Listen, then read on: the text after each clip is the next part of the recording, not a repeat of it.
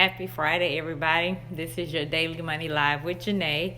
Yes, it's late. It is 9:30 at night, but I wanted to make sure I got this Daily Money Live in. This one is actually an article I found this morning, but I have been doing a lot of work today, trying to get contracts done for speaking engagements, dates changed for other speaking engagements, government like contract stuff, all that today on a Friday. That's why I always tell people, like, Fridays are not the day that you slack off. Okay, Fridays is not the day you slack off. Especially if you are a business to business kind of person, and that's what I am. Of course, I have consumer products. I do B2C, but I also do a lot of B2B. And a lot of businesses and institutions and companies try to get things wrapped up on Fridays. Like, they try to get things wrapped up so they can go home on the weekends with a clear mind. When they go home on the weekends, they want a clear mind. So I tell you that Fridays are the most days that I book speaking engagements is on Friday. So I never slack on Fridays because a lot of people are closing deals on Friday. But your Daily Money Live with Janae today, the article I found, so those that are new to this, I try to go live Monday through Friday with a money article or just a money tip that I am thinking about that day. Go deeper into it and share different strategies and tips that you can use in your own life. So the article I found today, the title is In Sickness and in Health, but Not in Debt. Young Americans avoid I do until student loans are paid off. So I speak all over the country about financial literacy, and on a lot of times on college campuses. And so the reason for that is because of student loan debt. So this one definitely caught my eye. This is not anything new. I remember I wasn't even in business. This was 2000 and probably 4 or 5, and I remember having this conversation many times. I wasn't even married then, with a couple of guys who were not going. These were guys, not women. Guys who were not going to get married until their significant other got out of their student loan debt. And so that really was interesting to me, because it wasn't, and this goes into what we're talking about tonight. It wasn't that this was some new person that they had went on a date with or they had been with for only a year. No, they had been with this person for a few years, like 2 or 3 years at least. And they were holding off marriage because of this person's student loan debt. So every one of them that said that to me, I don't think I even had one woman say that to me, but I did have a few men say that they were not going to get married with anybody who had student loan debt. What I said to them is that I thought in a nutshell, you need to just go ahead and get married. If you want to marry this person, go ahead and get married. And guess what? With y'all incomes together, the student loan debt will go away very fast. And this was before I was even in my own $50,000 of debt. Okay, I was saying this. Okay, so I would have did this anyway if the shoe was on the other foot.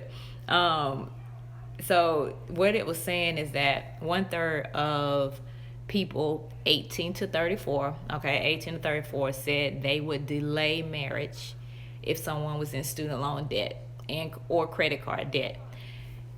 The percentage gets lower when it's 17% for ages 35 to 54 that they would postpone marriage. You can say different things about them ages that you want to with the 17% and 35 to 54. People get a lot less picky when they get to the 35 and up crowd. But the 18 to 34 crowd, it was about 33% said that they would postpone marriage if a person has student loan debt. My tip for people who are going to be watching this now, watching it on replay, watching on a YouTube channel, is that when you get married, you become one. You become one. And I say this every time I'm on stage, especially when I'm speaking at corporations. You are becoming one, which also means your debt. So this person, for example, this person might have student loan debt, but what if you got a car loan? That's debt. They got $20,000 in student loans, and you got a $25,000, $30,000 car loan, and you are not going to marry them because of student loan debt. That's a little hypocritical.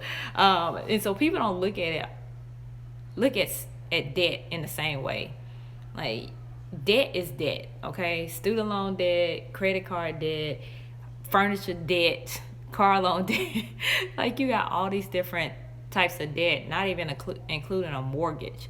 So to not marry someone because it's student loans when you're sitting there probably with a car loan, maybe even a mortgage, come on, all right? Especially if you've been with a person for a few years. Like, that should not be a deal breaker. There's something else going on underlining that problem.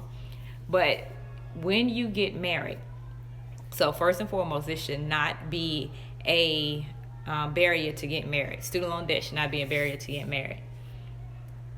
When you get married, then you all work on a plan to pay it off, okay? And you work at a plan that both of you are using your extra income. So whatever's left after you pay all your bills, you're both using that extra money to pay extra on these student loans, okay?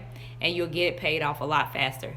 When you get married, don't sit there and have the attitude that that's their student loans, because that's not what marriage is. Marriage is in when you're in it together and you are one.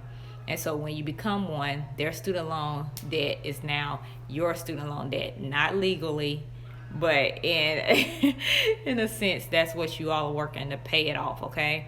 So that is the article I wanted to share with you before this Friday ended, is that people are postponing marriage because of student loan debt. And if you're in love with someone and you're wanting to marry them, student loan debt shouldn't keep you from doing that, okay? Just go ahead and get married. And then tackle the student loan debt, the car loan debt, the mortgage, credit card debt, furniture debt, whatever it is. Go ahead and tackle it together. And it actually will make you stronger. And when you tackle any kind of debt, it brings you closer, because it's something that you both, made a decision to do, and you both work towards it. And that's what's important. So I hope everybody's had a great week and a great Friday. And I will talk to you all next week on the next Daily Money Live with Janae. All right, have a good one. Bye-bye.